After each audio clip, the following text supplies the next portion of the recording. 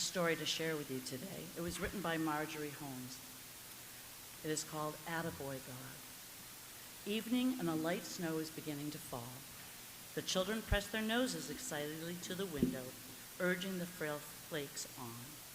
The snowflakes are tentative, only a pale glinting in the kitchen light. Like fireflies darting or lost spirits seeking a way to go, a few settle, cling to a twig, or lightly dust the ground.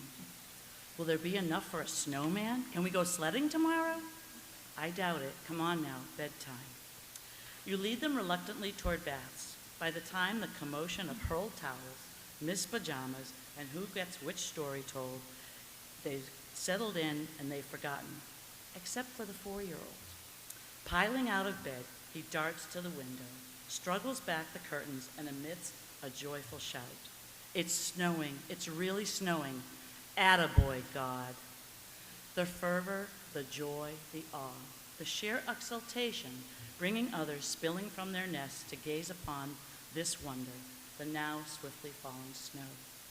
This white explosion, this whirling, sparkling stardust that will change their world by morning. What a marvel.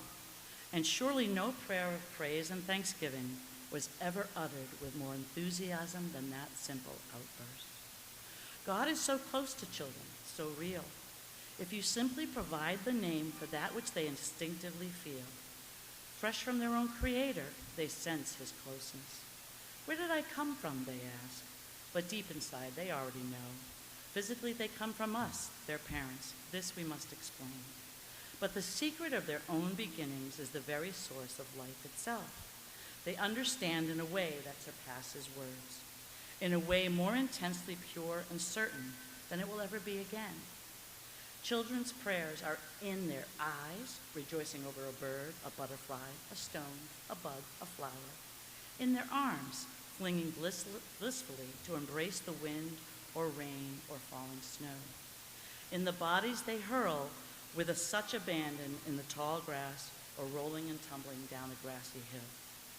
Children love the author of their universe, and their first prayers, once they know his name, are almost any spontaneous version of Attaboy God. Should we bother then about teaching them how to pray?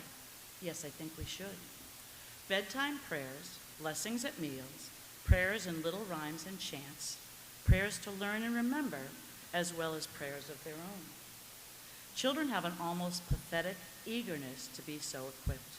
There is something forlorn about putting a child to bed who's never said his prayers.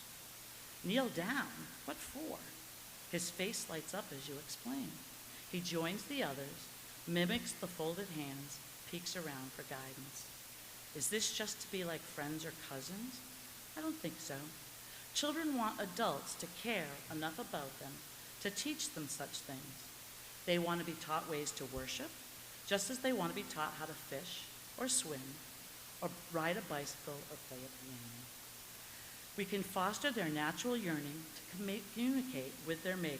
We can direct the Lord's Prayer, the 23rd Psalm, a rich heritage of hymn and Bible song and story. They have a right to these treasures, and we ought to be as concerned that they get them as we are that they get their spelling or their multiplication table. True, with time and repetition, prayers can lose significance. Too often we just rattle them off without thinking, and people say they don't do any good. Well, we also eat without thinking, too preoccupied to taste it, but that doesn't mean it doesn't nourish us. Prayer nourishes the spirit, and prayers, the most familiar, most ritual, their truths deeply etch the subconscious. Their phrases have a way of soaring to the surface when we least expect.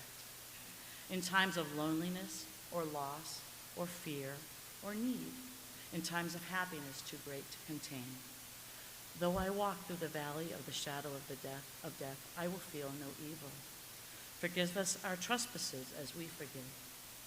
In thy presence is fullness of joy, the peace of God which passeth all understanding. How much poorer our lives would be without the prayers our parents taught us.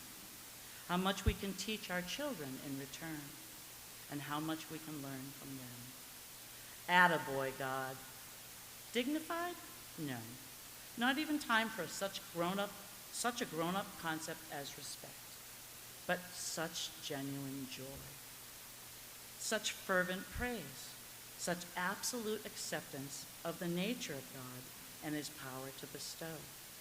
We are so wordy, we adults, so self-conscious, so cluttered with protests and worries, and we can make religion so complex. We need to become again like the little children, shouting our welcome to wonders almost too marvelous to believe. Whirling snow, a flower that grows, and bursts from a tiny seed. This magical world and our lives live upon it. How incredible, how glorious.